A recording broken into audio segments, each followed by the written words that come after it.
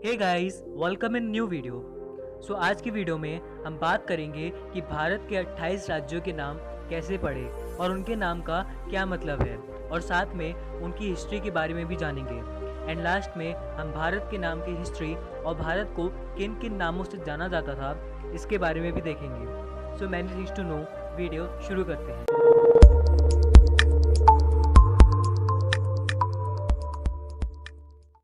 Now शुरुआत करते हैं जम्मू कश्मीर से।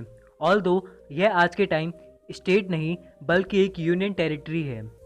जम्मू का नाम राजा जम्बू लोचन के नाम पर जम्मू रखा गया है, जो कि यहाँ के राजा थे। कश्मीर का नाम फेमस सेंट ऋषि कश्यप के नाम पर कश्यप मीर रखा गया था और बाद में यह कश्मीर नाम से जाना जाने लगा। वहीं कुछ लोग मानते हैं कि कश्मीर एक संस्कृत शब्द है जिसका मतलब होता है सूखी हुई धरती। अब बात करते हैं पंजाब की। तो पंजाब एक इंडो ईरानियन शब्द है जिसमें पंज का मतलब पाँच और आप का मतलब पानी होता है, यानी 5 पानियों की भूमि या 5 नदियों की भूमि। अब बात करते हैं हिमाचल प्रदेश की। हिमाचल 2 शब्द हेम और आंचल से मिलकर बना है, जिसमें हिम का मतलब हिमालय या बर्फ़ से ढके हुए पहाड़ों से है और आंचल का मतलब गोद से है।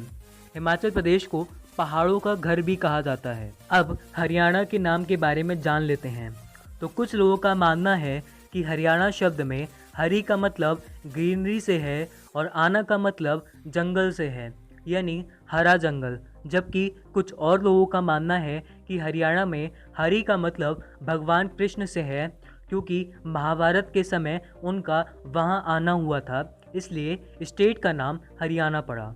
ना उत्तराखंड में उत्तर का मतलब नॉर्थ से है और खंड का मतलब लैंड से है, यानी नॉर्दर्न लैंड या उत्तरी भूमि। उत्तर प्रदेश के नाम का मतलब आप में से बहुत लोगों को पता होगा। जिनको नहीं पता है उनके लिए उत्तर का मतलब नॉर्थ और प्रदेश का मतलब प्रोविंस या स्टेट से है। एज वी नो, ये स्टेट जो है कंट्री की नॉर्थ साइड में लोकेटेड है एंड इस स्टेट का पुराना नाम यूनाइटेड प्रोविंस था। नाउ अब बात कर लेते हैं राजस्थान के नाम की।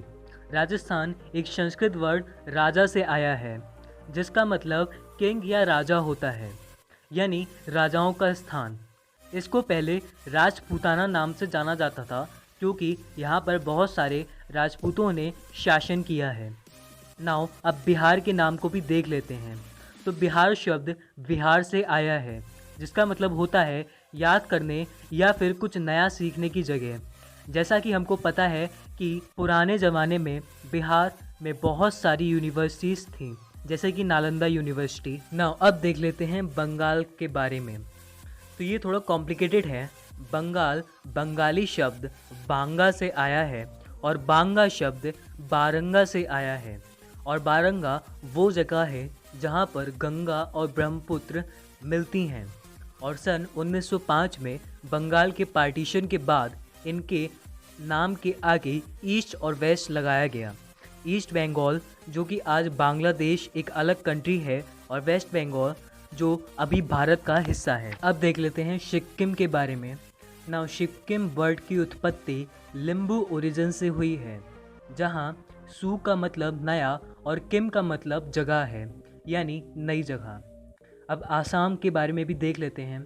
आसाम वर्ड अहोम शासकों से आया है, जो कि 6th सेंचुरी के आसपास शासन करते थे। वहीं कुछ लोगों का मानना है कि अहोम एक इंडो ईरानियन वर्ड है, जिसका मतलब अनइवन या अनियमित होता है। नाउ अब देखते हैं अरुणाचल प्रदेश के बारे में।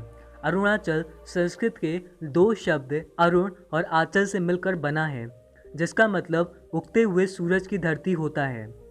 अब देखते हैं त्रिपुरा के बारे में। तो त्रिपुरा 2 शब्दों तुई और पुरा से मिलकर बना है, जहाँ तुई का मतलब पानी और पुरा का मतलब नियर होता है, यानी नियर टू वाटर।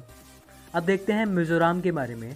तो मिज़ोरम 3 शब्दों का कॉम्बिनेशन है, जिसमें मी का मतलब पीपल, जो का मतलब हिल या पहाड़ और राम का मतलब लैंड होता है। Now Nagaland word Burmese language के नाका से लिया गया है, जिसका मतलब होता है people with pinched nose and earrings. Now Manipur के नाम भी देख लेते हैं। मणिपुर संस्कृत भाषा का शब्द है, जिसका मतलब है ज्वेलरी। यानी ज्वेलरी की सिटी या स्टेट। अब देख लेते हैं मेघालय के बारे में।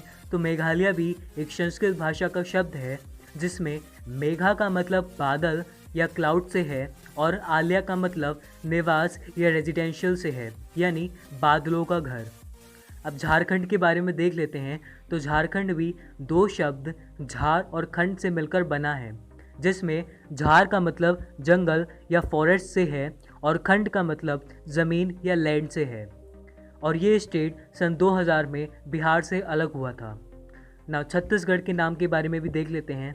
तो छत्तीसगढ़ में 36 किले अलग अलग जगह स्थित हैं, इसीलिए इस स्टेट को छत्तीसगढ़ बोला जाता है। ना मध्य प्रदेश का मतलब आप में से बहुत लोगों को पता होगा, बहुत इजी भी है, पर जिनको नहीं पता उनके लिए मध्य का मतलब होता है सेंट्रल और प्रदेश का मतलब होता है प्रोविंस या स्टेट। जैसा कि हमें पता है कि ये स्टेट नेशन के सेंटर में है। अब देखते हैं गुजरात के बारे में।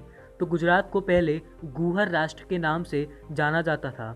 उसके बाद जब यहाँ गुर्जर लोग आए तब इसे गुर्जर राष्ट्र के नाम से जाना जाने लगा और बाद में यह गुजरात बना। नौ महाराष्ट्र के बारे में देख लेते हैं। बहुत से लोग मानते हैं कि महाराष्ट्र एक संस्कृत वर्ड है जिसमें महा का मतलब ग्रेट और राष्ट्र का मतलब कंट्री है।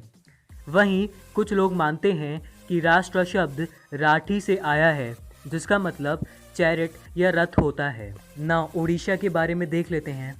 तो उड़ीसा का नाम ओरिया से आया है।